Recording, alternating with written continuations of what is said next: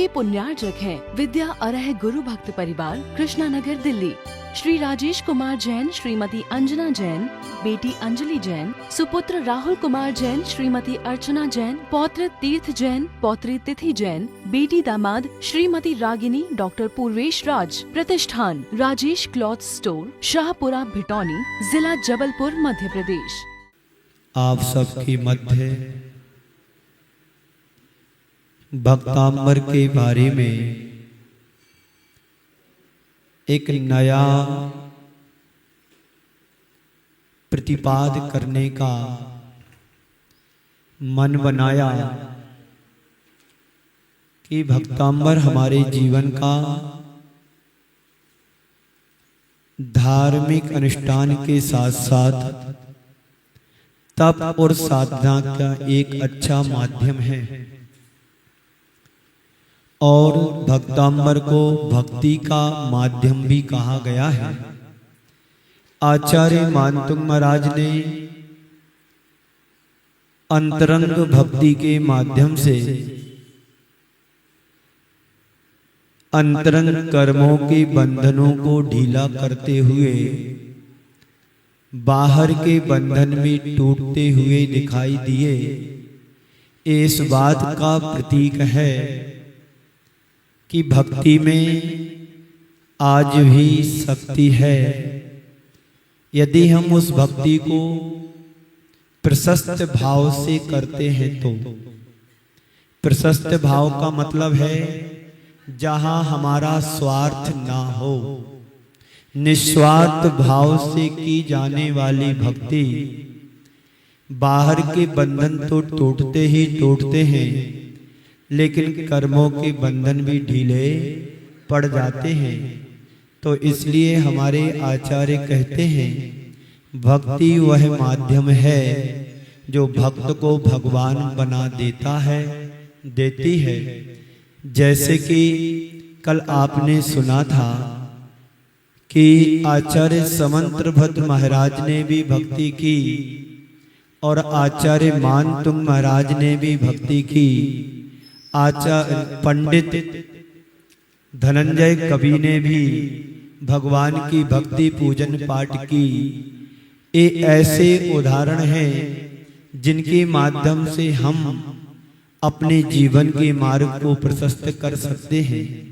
लेकिन आप लोग बार बार यही कहते हैं हम इतना पूजन करते हैं, पाठ करते हैं, अभिषेक करते हैं, शांति धारा कराते हैं, लेकिन वांछित फल नहीं मिल पा रहा है।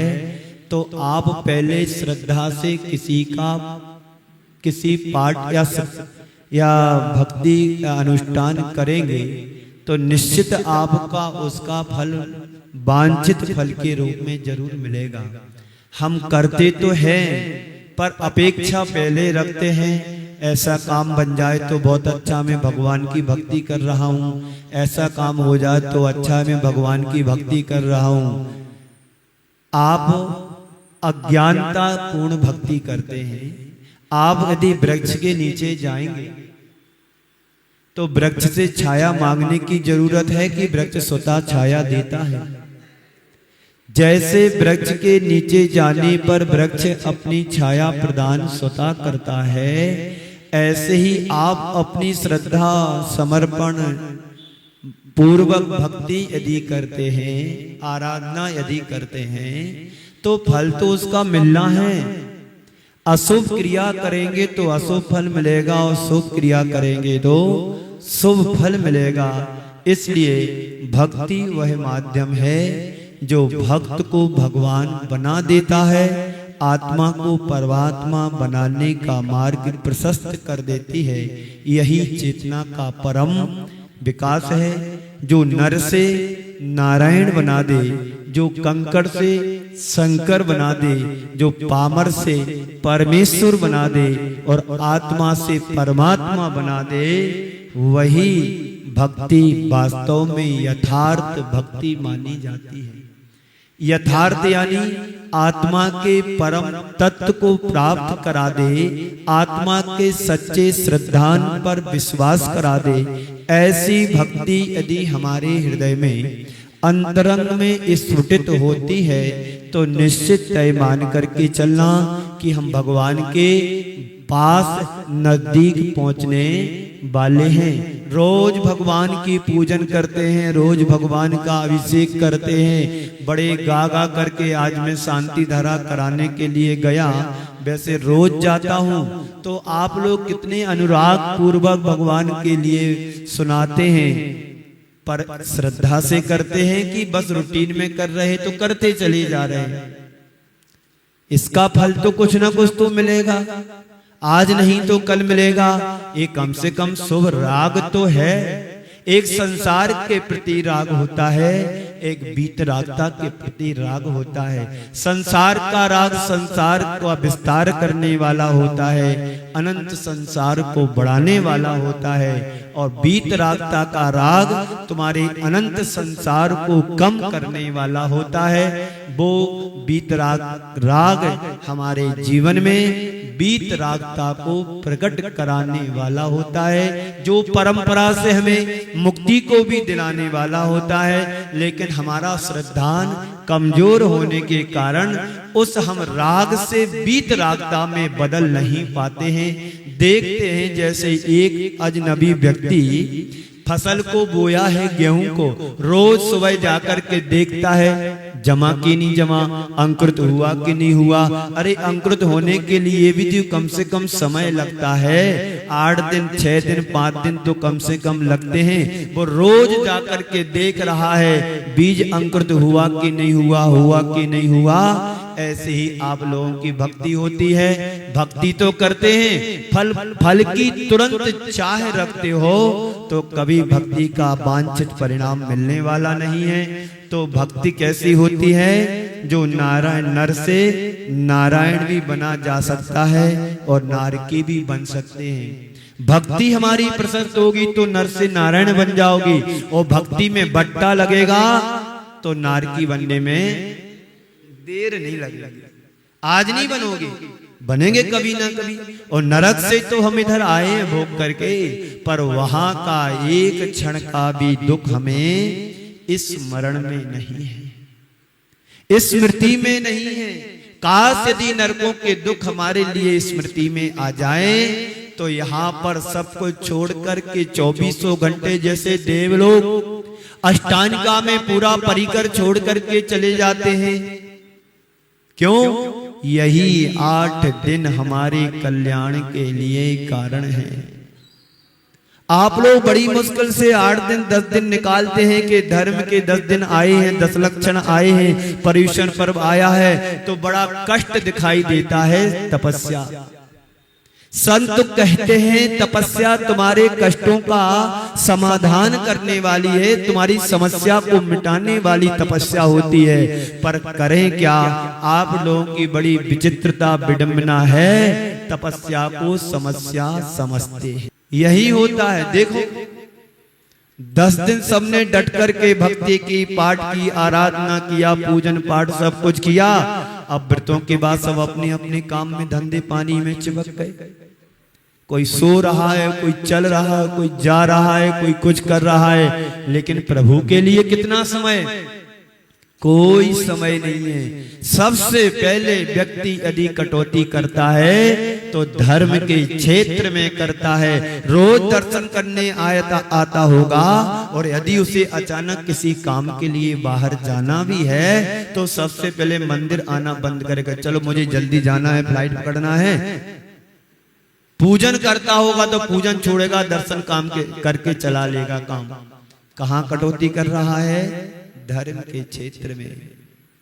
यदि उन्हें अंदर से ललक हो कि नहीं महाराज श्री हमारे नगर में आए हुए हैं, बस थोड़े से दिन और 1-1.5 माह बचा है, चलो कब महाराज जी निकल जाएं, चलो दर्शन करें, प्रवचन सुने।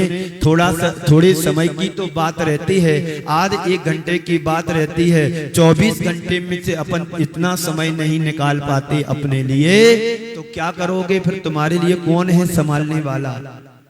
कोई नहीं संभाल पाएगा।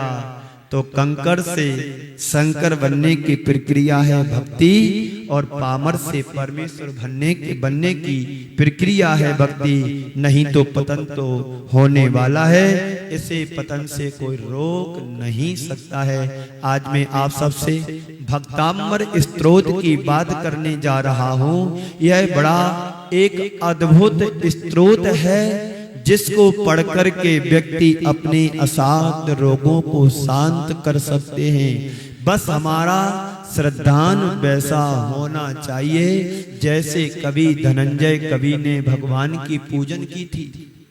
है आपको कहानी याद? धनंजय कवि हुए हैं,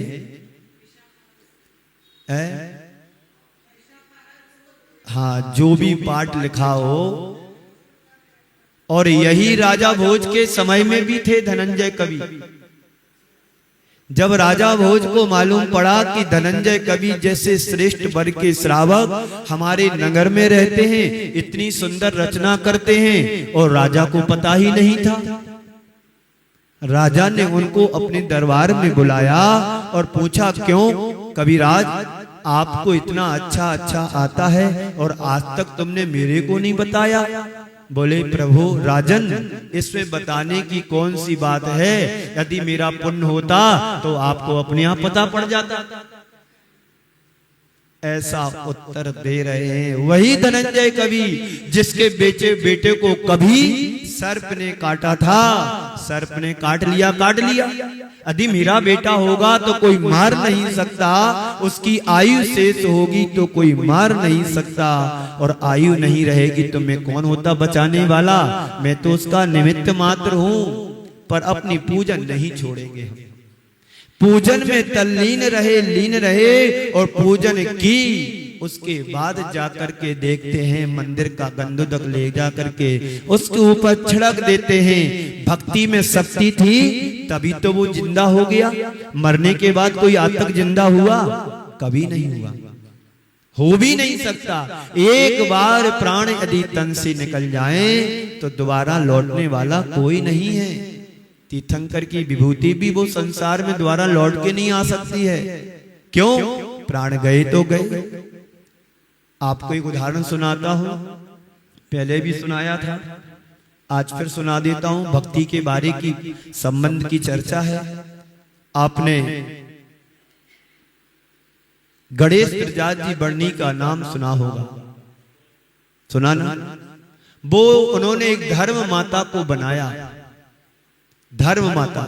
चूंकि वो गणेश प्रसाद जी जो बरनी जी थे वो क्या थे? जैन नहीं थे, लेकिन उनके घर के सामने एक दिगंबर जैन मंदिर था। रोज वहां पर स्वाध्याय सुनने के लिए जाते थे, दर्शन करने के लिए जाते थे। वो धर्म से प्रभावित हुए और उन्हें एक चिरौंजा बाई नाम की एक माता मिल गई जिसे धर्म की माता उसे स्वीकार लिया। उनके साथ जगह जगह जाने लगे, यात्रा करने लगे, और आगे जाकर के गणेश प्रसाद जी बरनी जी वही हुए ना जिन्होंने जगह जगह स्यादवाद विद्यालयों की स्थापना कराई। तो वो धर्म माता चिरौंजा जी के साथ में सोनागिर जी में अष्टांग का पर्व में अष्टांग का विधान कर रहे थे, सिद्ध चक्र विधान।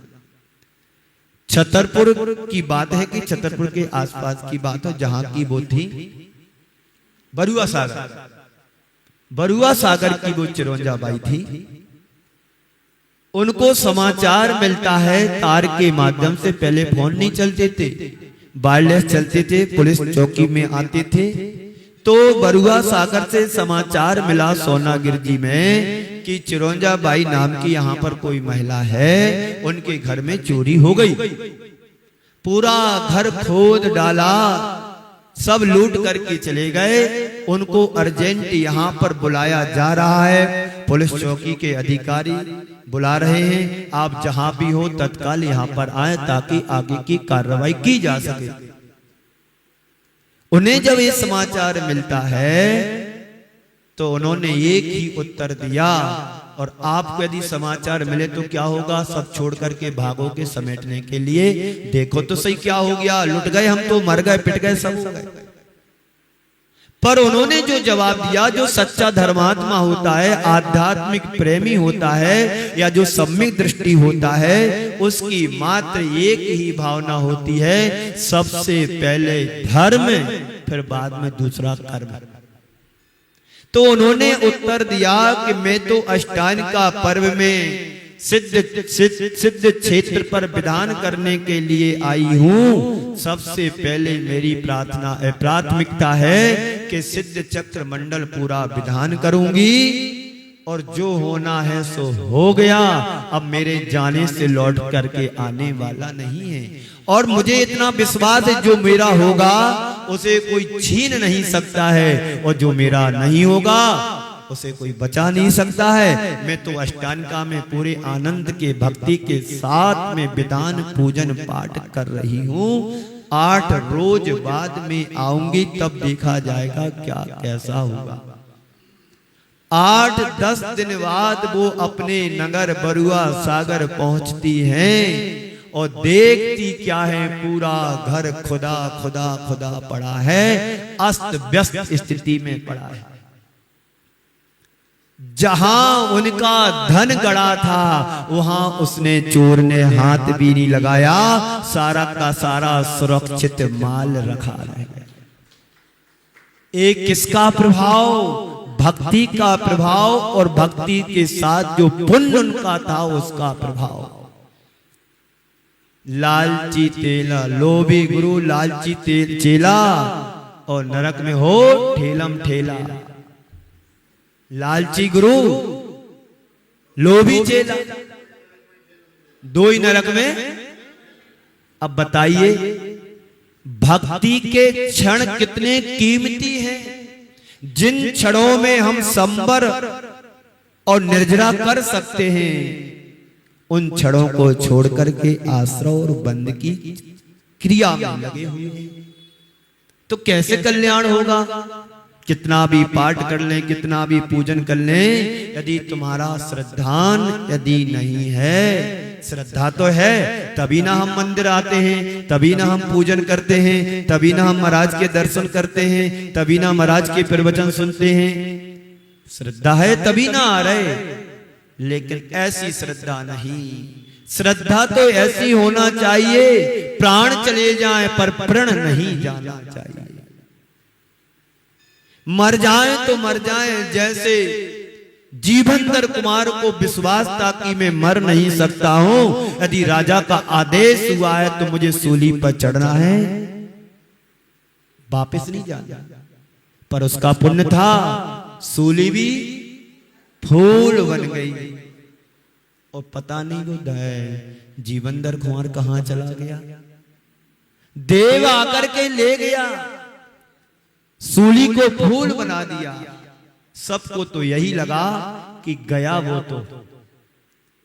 इसी तरह से मान तुम आचार्य महाराज हम सबके लिए कह रहे हैं कि आप भी मेरे जैसा पाठ करो, मेरे जैसा चिंतन करो, मेरे जैसी भक्ति करो, तुम्हारे भी कर्म के बंधन ढीले होंगे होंगे होंगे। वो भी एक जानवर था और तुम भी जानवर हो। सिद्ध करूं, पत्नी की अपेक्षा से तुम बर, और पति पत्नी के लिए जान, तो जान प्लस बर यानी जानवर। पति तुम्हारे बर हैं, तुम उनकी जान हो, और दोनों को जोड़ दो जानवर। गलत तो नहीं बोला? तुम मेरी जान हो, तुम मेरी पहचान हो, तुम मेरी जान हो, तो तुम भी तो कहते तुम मेरे बर हो, मेरे पति हो, परमेश्वर हो। और हमने दोनों चीजें जो जोड़ करके बोल दी, तो सुनने में थोड़ा अजीब सा लगता है। एक बार मैं महाराष्ट्र के अमरावती नगर में था, नाम आपने सुना होगा, है ना? अमरावती गए भी हुए कुछ लोग यात्रा में। तो वहाँ के अच्छी चैत्यालय है, काष्ठा मंदिर है, गुरुकुल है, जो आचार्य समंतभद्र महाराज महाराष्ट्र वालों ने गुरुकुल 3 गुरुकुल बनवाए थे। एक एलोरा का गुरुकुल, एक खुरई मध्य प्रदेश का गुरुकुल और तीसरा अमरा नहीं अपना अभी जो नाम क्या लिया था हमने, अमरावती नहीं, कारंजा लाड, एक वहां गुरुकुल। 3 गुरुकुल उन आचार्य महाराज समंतभद्र महाराज थे, वो दूसरे महाराष्ट्र वाले 3 जगह गुरुकुलों की स्थापना कराई थी। तो मैं कारंजा में था, तो एक क्या बोलते वेटनरी डॉक्टर था, यानी ढोरों का डॉक्टर। तो मैंने विनोद बाबू उससे बोल दिया तुम ढोर डॉक्टर हो। बुंदेलखंड में गाय भैंस बकरी को ढोर बोलते हैं जानवरों के लिए, तो मैंने ऐसे अपने लहजे से बोल दिया तुम ढोर डॉक्टर हो। वो बड़ा चिढ़ गया, कई दिन तक बोला नहीं, गुस्सा हो गया मेरे ऊपर। मैंने फिर उसकी इसी तरह से व्याख्या की, मैं बुंदेलखंड का हूं चूंकि, तो वहां पर ढोर अस्पताल बोलते हैं अपने वेटनरी डॉक्टर हॉस्पिटल के लिए। तो इसमें आपको बुरा नहीं मानना चाहिए, आपने चूंकि पहली बार सुना है तो आपको बुरा लगा होगा। हमने कही हमारा आशय और उद्देश्य ये नहीं था कि आप एकदम ढोर हो, गिरे हुए हो, ऐसा नहीं था। वो तो एक लहजे में बोल दिया, तो ऐसे ही आप लोगों के लिए बोल दिया। अमर चंद्र दीवान ने जब सिंह के लिए वनराज के लिए जलेबियां खिला सकता है, तो हम भी तो नरसिंह हैं, हम भी तो शुद्ध घी की जलेबियां खा सकते हैं। पर अशुद्ध घी की जलेबियां बाजार में खाने क्यों जाते हैं? अरे घर में बनाओ, औरों को खिलाओ और खुद खाओ तो बड़ा आनंद आता है। तो इसका पहला शब्द ही भक्तांबर शब्द का, ये शब्द कह रहा है भक्तांबर, मतलब जो भक्त होता है वह अमर बन जाता है। इतनी सी बात है। यह स्तोत्र भक्त को अमर बनाने वाला भक्तामर स्तोत्र है। अमर का एक अर्थ होता है जो कभी ना मरे। आप देवों को अमर बोलते हैं, बोलते ना, अमर हो गए। देवों के लिए एक शब्द अमर शब्द प्रयोग करते हैं, पर देवों को लिए भी एक दिन मौत की गाल में जाना पड़ता है। उन्हें भी अपनी आयु पूर्ण करके ये बात जुदी है कि उनकी सागरों पर्यंत की आयु होती है। इसलिए अमर शब्द एक यूज करते हैं कि वो अमर हैं। अमर तो दुनिया में एक ही चीज है जो कभी मरती नहीं है, वो है सुख, शाश्वत सुख, यानी सिद्ध अवस्था। एक बार सिद्ध अवस्था को जो प्राप्त कर लेता है वो कभी अशुद्ध अवस्था को प्राप्त नहीं होता है। एक बार दूध से घी बन जाता है वो कभी दूध नहीं बन सकता है। ऐसे ही अमर हम जो शब्द कह रहा है, जो ना मरे कभी उसे अमर कहते हैं। जो अजर अमर हो जाए वह है सिद्ध, वह है परमात्मा। तो यह भक्तामर स्तोत्र भक्त से परमात्मा तक की संपूर्ण जीवन यात्रा है। कहां से? आप सब भक्त हो कि विभक्त? बोलो। जो संघ को बांट दे, समाज को बांट दे, ग्रुपों में विभाजित कर दे, वो विभक्त है। और जो सबका हो करके चले वो भक्त है।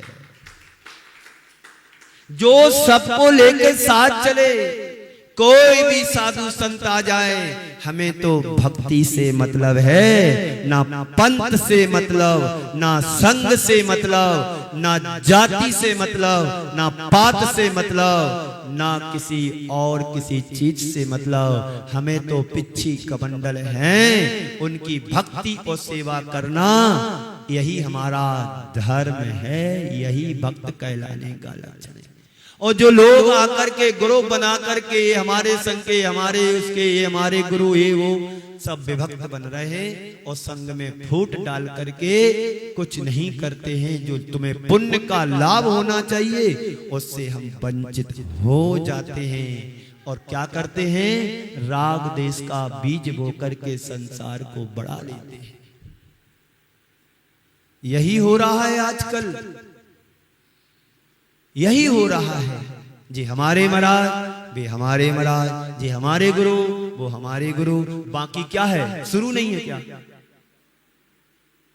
गुरु तो सबके होते हैं, जो सबको सब माने वही सच्चा भक्त होता है। उसके दिमाग में, उसकी दृष्टिकोण में कोई बट्टा नहीं लगना चाहिए। हमें भक्ति करना है। जो मुफ्त में पुण्य कमाने का अवसर आया है, पुण्य कमाने में कोई पैसे लगते क्या? बोलो। मैं प्रवचन यहां से सुना रहा हूं, आप सुन रहे हो। यदि 50 लोग सुन रहे हैं तो 50 को लाभ हुआ। यदि 500 सुने तो क्या दिक्कत है? पैसे तो लगना नहीं है। साउंड की व्यवस्था है, कैमरे वाला आपको कैमरे में कैद कर लेता है, माइक वाला माइक चालू कर देता है। अब बताइए, कमेटी का जो रिक्वायरमेंट है वो पूरा हो गया है। अब तो कुछ लगना नहीं है। अब बस लगना इतना है कि तुम्हें समय का त्याग करना है, समय से आना है। बस आपके लिए 20 मिनट और बाकी है। कितने बाकी हैं? 25 मिनट हो चुके हैं, 20 मिनट बाकी हैं अभी। अब 20 मिनट की भक्ति हमें ऐसी करना है, ऐसी करना है कि आंख बंद करो तो बस भक्तांबर दिखे और आचार्य मान तुम महाराज का दृष्टि दिखे, रूप दिखे। आप रोज भगवान की मूर्ति की पूजा करते हैं, बोलो करते कि नहीं करते? किसके दर्शन करते हो? मूर्ति के। पर आचार्य कहते हैं मूर्ति के दर्शन करते करते जिंदगी बीत गई है, लेकिन मूर्ति मान के एक बार दर्शन तो करो। जो एक बार मूर्ति मान का दर्शन कर लेता है, उसका अनंत संसार सिमट करके थोड़ा सा रह जाता है। भक्ति मुक्ति दाता। तो यह भक्तांबर स्तोत्र भक्त से परमात्मा तक की संपूर्ण जीवन यात्रा है। इसको आप समझने की कोशिश करेंगे तो इस स्तोत्र में तो एक एक अक्षर अपने आप में मंत्र है, जिसका पाठ करने वाले व्यक्ति के जीवन में बड़ा आमूल चूल परिवर्तन आता है। आचार्य कह रहे हैं, अगर भाव विशुद्धि से भरकर के तुमने साधना की तो प्रभाव उसका जीवन में देर सवेर अवश्य पड़ेगा। देखिएगा, छंद को देखते हैं। भक्तामणा पेणते मौली मणि प्रभाणा,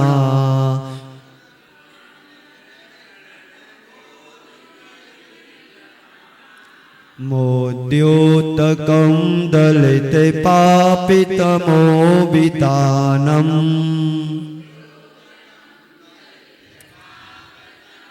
सम्यक प्रणम्य जिने पादि युगम युगादा,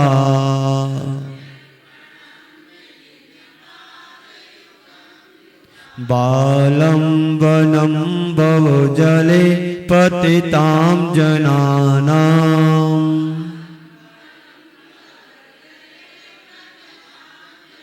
यः संस्तुताः सकलवाङ्गमय तत्त्वबोधा,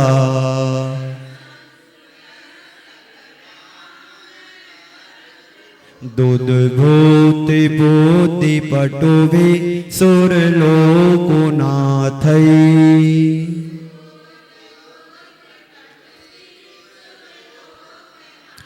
स्तोत्रैर्जगत्रितै चेते हरैरुदारै,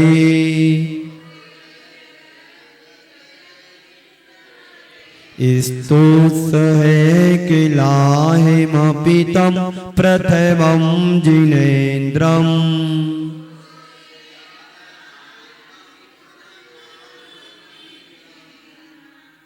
यहाँ कहा जा रहा है, झुके हुए देवों के,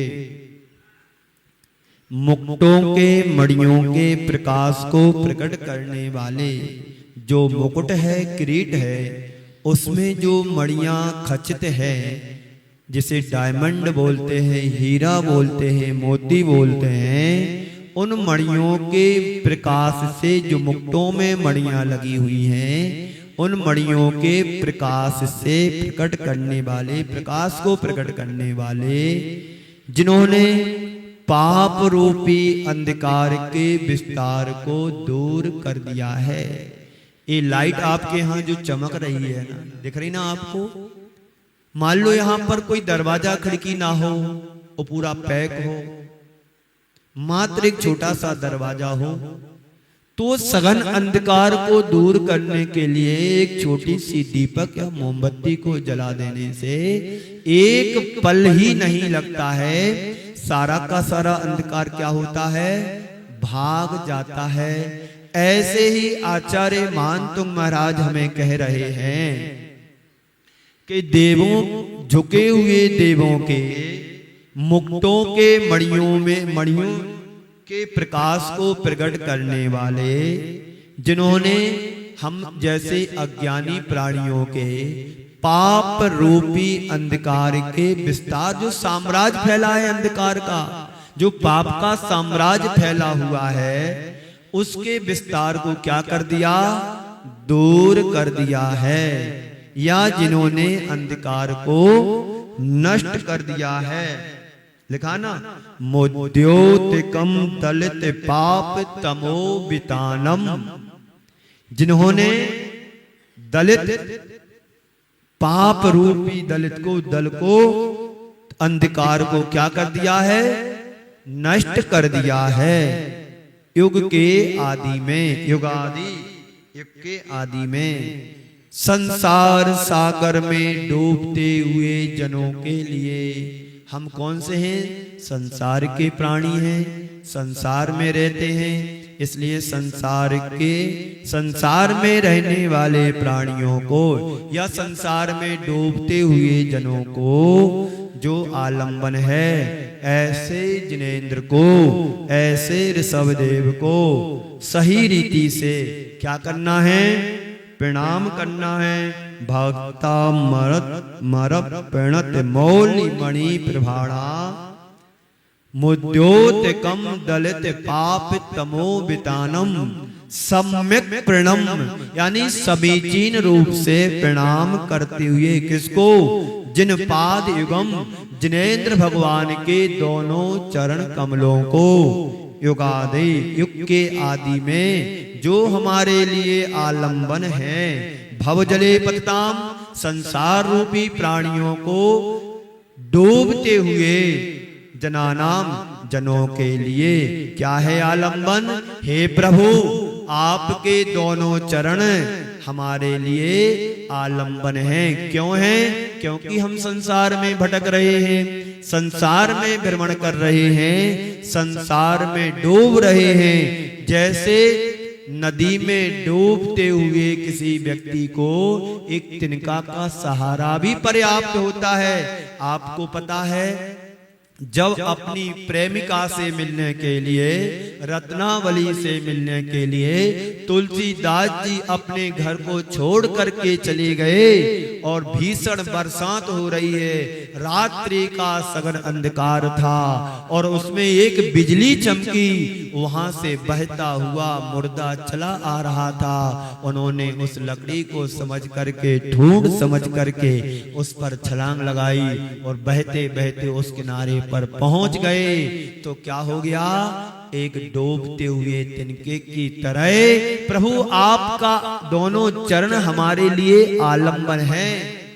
यदि आप चाहो तो आलंबन ले सकते हैं, और यदि तुम्हें संसार में डूबने में अच्छा मजा आ रहा हो तो कोई जरूरत नहीं भगवान के चरणों में जाने के लिए, गुरु के चरणों में जाने की कोई जरूरत नहीं।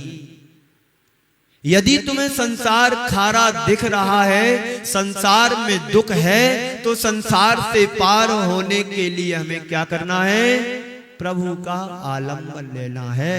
क्या लिखा है, बालम बनम भव जले पतिताम जनानाम, जो संसार में डूब रहे हैं, संसार में गिर रहे हैं, पतित हो रहे हैं, ऐसे जनों के लिए, ऐसे प्राणियों के लिए संसार से पार होने के लिए युगा पाद युगम युगादा आपके दोनों चरण कमल सहारा है, सहारे बने। आप सहारा में तो खूब पैसा जमा किया, वो कंपनी में डूब के चली गई। अब ये सहारा प्रभु का ले लो। एक बार सहारा तुमने ले लिया, जन्म जन्मांतर के पाप नष्ट हो जाएंगे। रामायण का प्रसंग मुझे याद आ रहा है, जब गंगा नदी को पार करने के लिए खेवट की नाव का सहारा लिया था प्रभु, तब इस पार से उस पार पहुंचे थे। बिना नाव के, बिना खेवट के प्रभु राम इस पार से उस पार नहीं जा सकते थे। उस सहारे को लेकर के नदी को पार कर लिया। बस आचार्य कहते हैं, तुम संसार सागर से पार होना चाहते हो, प्रभु के चरण रूपी नाव का सहारा लो और उसको आलंबन बनाओ और इस संसार खारे सागर को पार कर जाओ। विद्या सागर मीठे सागर, जल के सागर है खारे। विद्या सागर मीठे सागर, जल के सागर है खारे। संसार में जितने भी सागर हैं जल के, वो सब खारे हैं, तीक्ष्ण हैं। उसमें यदि आप अवगाहन करोगे तो तुम्हारा शरीर छार छार हो जाएगा और प्यास भी नहीं बुझेगी। लेकिन परमात्मा के सहारा लोगे, उनके चरण कमलों को सहारा लोगे, तो तुम संसार से तर जाओगे, इस पार से उस पार पहुंच जाओगे। आप चाहते हैं संसार सागर से पार होना? बोलो, कौन लोग नहीं चाहता वो संसार से पार नहीं हो? किसको संसार में आनंद आ रहा, मजा आ रहा है? आनंद तो भगवान की भक्ति में है, संसार में तो मजा है। अब जिसको संसार की धूप ही सुहा रही हो, वो छाया में जाएगा क्यों? जिसको संसार में ही रस आ रहा हो, वो परमानंद के चरणों में जाएगा ही क्यों? इस कार्यक्रम के पुण्यार्चक थे विद्या अरह गुरु भक्त परिवार, कृष्णा नगर, दिल्ली। श्री राजेश कुमार जैन, श्रीमती अंजना जैन, बेटी अंजलि जैन, सुपुत्र राहुल कुमार जैन, श्रीमती अर्चना जैन, पौत्र तीर्थ जैन, पौत्री तिथि जैन, बेटी दामाद श्रीमती रागिनी, डॉक्टर पूर्वेश राज। प्रतिष्ठान राजेश क्लॉथ स्टोर, शाहपुरा, भिटौनी, जिला जबलपुर, मध्य प्रदेश।